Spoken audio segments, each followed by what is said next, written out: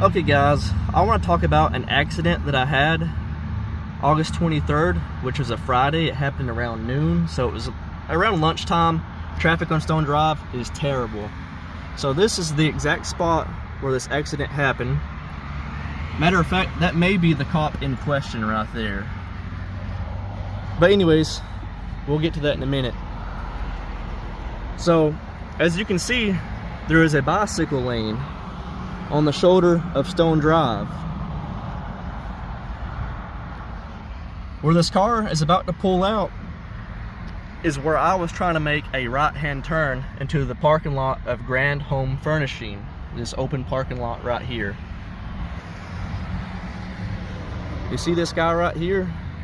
He's in the bicycle lane right now, merging. He's doing what he's supposed to do. That is the legal way of making a turn. He's doing exactly what I did in my Jeep. And imagine that silver Honda Civic making a sharp turn into his vehicle as he's turning. That is exactly what happened. What he done is legal. That was kind of a demonstration of how I merged into the bike lane into the parking lot. He done it exactly how I did it. But as I was merging in, and my Jeep's about right there, there was a red Honda Civic sitting in the right-hand lane stationary because this traffic light here is red and traffic's backed all the way up, and the Civic was sitting there with no indication that he was going to make a right-hand turn. No signal light, nothing. So as I'm traveling in the bike lane, making this right-hand turn, he leaves the right lane from Stone Drive and just darts. I guess he's trying to dart across, and he makes contact with my Jeep. He strikes the driver's side of my Jeep and almost flips me over. He pushes my Jeep over into that grass pad over there, and my Jeep was on two wheels the entire time, and luckily flopped back on the ground on all four. Anyways, the officer that showed up, his name's Peyton Estep.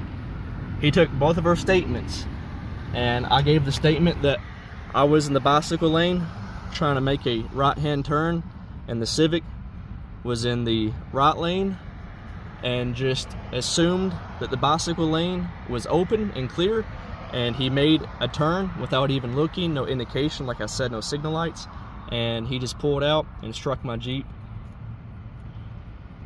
And the guy in the Civic even admitted that. His statement says that I was already in the bicycle lane, and then he did not see me and struck me. My statement was I was in the bicycle lane and the Civic struck me. Peyton Estep in the police report says that that is a conflicting statement between both of us drivers. I will even upload a picture of the statement so you guys can read it for yourself. Anyways, what I'm trying to get at, in the state of Tennessee, it is state law that when you are going to make a right-hand turn inside a parking lot or even a traffic light, you have to merge into the bicycle lane before you make your turn. You cannot leave a driving lane or a car lane, essentially. He was in the very right car lane, but a bicycle lane is considered a traffic lane. So he was not in the very far traffic lane. And to make a right-hand turn at any parking lot or intersection, you have to be in the very far right traffic lane, and a bicycle lane is considered a traffic lane. So I was in a traffic lane, the bicycle lane, making the right-hand turn, and he leaves a car lane and strikes my Jeep. I know I sound very repetitive, but I feel like this is common sense, and I hate that I have to explain it this way, because in the police report he claimed that nobody was at fault due to these conflicting statements of me already being in a traffic lane before the Civic made his right turn. So what I'm getting at is, no matter what, the Civic, what he done, even if my Jeep was not there, if he would have made that turn and cleared it, didn't even strike me, and made it to the parking lot safely, what he done was illegal, because he gave no indication that he was making that turn, and he was already stationary in the very far right car lane. He should have been in the bicycle lane before making his right-hand turn into this parking lot.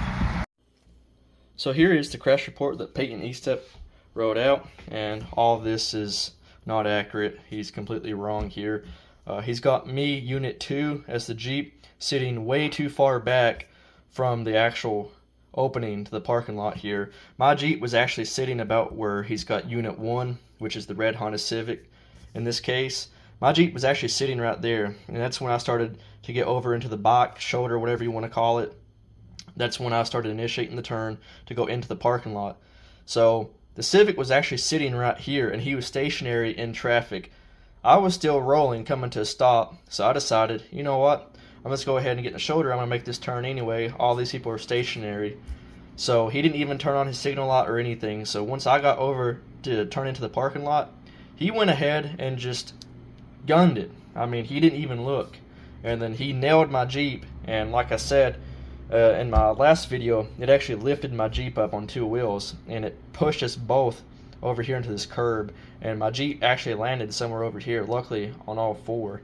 So he's got this written out where I was way too far back, and that's not the case. I started initiating into the shoulder right here. So the narrative, you know, like I said, this dude, I'm pretty sure it's all retaliation with Peyton, but he's pretty much saying that the driver of Vehicle 1 advised that Vehicle 2 was driving on the shoulder of the roadway prior to the turn, which, I mean, that was the case. He seen me. I was behind him, and I was running over into the shoulder to turn into the parking lot. It is his responsibility to look before he merges into the bike lane. That could have been a bicyclist. It could have been someone walking, and he would have crushed him because he did not even look. He just assumed that that lane was open and went for it. The driver of the Jeep, me, advised that Vehicle 1 made an abrupt right turn into his vehicle. And that's the truth. But listen here, no citations were issued due to conflicting statements. So nobody's at fault basically here. This is just, I got shafted. He shafted me. So let me go ahead and explain to you exactly what happened. So red, that's me right there. That is the Jeep. Okay, Jeep gets over, and I'm in this lane here, and I'm trying to merge into the parking lot, like so. So here is the Civic. The Civic is sitting there, and he decides, you know what, let's just go ahead and crash into him. So we made impact right here as we're both trying to turn into the parking lot here. So this right here, that's not even accurate. This is accurate. I was sitting behind the red Civic, and that's when I decided to get over into the shoulder. I had my signal light on, everything. I mean, I done it by the book. Got over into it. So what would you consider the shoulder? I mean, that is a turning lane.